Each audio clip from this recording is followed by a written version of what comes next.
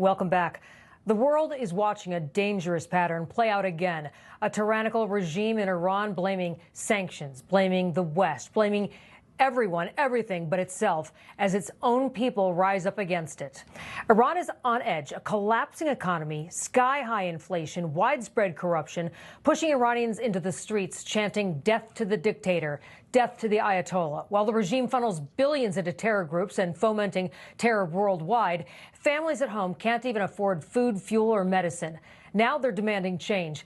At the same time, President Trump is ratcheting up pressure on Tehran, issuing stark warnings, signaling zero tolerance for Iranian aggression, and making clear the days of weak deterrence are done. The big question tonight, does this growing unrest get brutally crushed as it normally does, or is Iran's regime finally facing a real threat to its grip on power?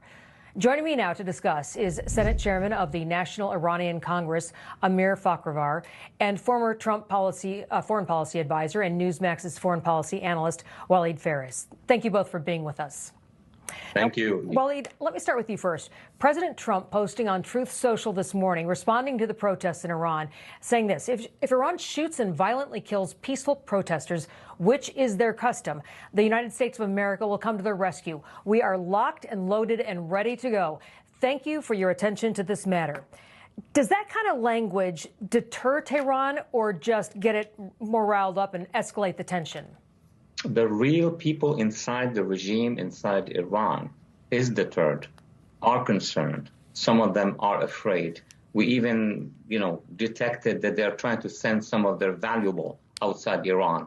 This has happened in 2009, but this time it's much stronger. There were multiple ways. This is not an overnight revolution that did not exist. I mean, Amir, my good friend Amir, came from the wave 1999 and then 2009 and the Masa Amini waves. So this is a people with 4 generations now pushing for freedom, in addition to the economic collapse that's happening in Iran. But this is about freedom. This is very serious. And what tells us that it's very serious, the Wall Street of Iran, the financial centers of Iran, the bazaar, has moved.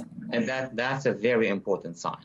Yeah, that's an interesting point you bring up. I had not heard anyone else talking about that, trying to get their wealth out of the country. Amir, the Iranian parliament speaker, responding to the president after his Truth Social post, saying the disrespectful president of America should also know that with this official admission, all American centers and forces across the entire region will be legitimate targets for us in response to any potential adventurism.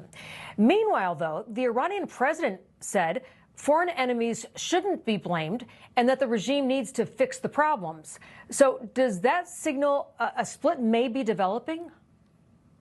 Thank you, Edie, for having me. And thank you, Walid, Dr. Faris, for being right always when it comes to Iran and Middle East. And, the President Trump's ultimatum was very interesting, very strong. And everything you are hearing from regime side, from Ghalibaf, the chairman of the regime's parliament, and it's just bluff. We heard these bluffs from those people, the IRGC leaders, who are killed, who are dead right now as a result of 12 days war, which was the 12 days of hope and celebration for Iranian people.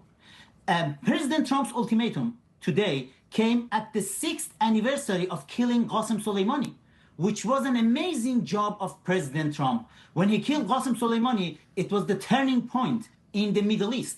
Then it gave the opportunity to Israel to go and hunt all the terrorist groups in Middle East, which is happening right now.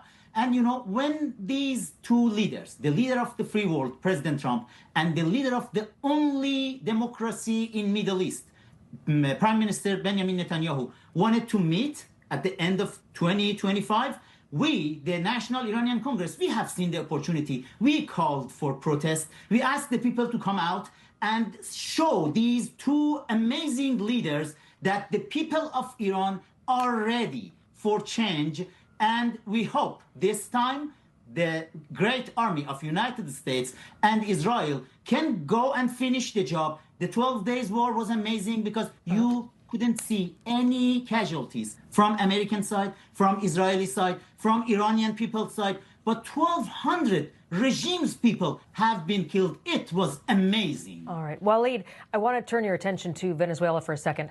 Maduro recently stated that he's open to serious talks with the U.S. on drug trafficking and other issues, even as tensions in Washington remain high. Listen to what he said. Empezar a conversar en serio, con datos en la mano, y el gobierno de Estados Unidos lo sabe, porque se lo hemos dicho a muchos de sus voceros, que si quieren conversar seriamente de un acuerdo de combate contra el narcotráfico, estamos listos. Que si quieren petróleo de Venezuela, está lista Venezuela para inversión estadounidense como con Chevron, cuando quieran, donde quieran y como quieran. Guess that's the way he sends his message.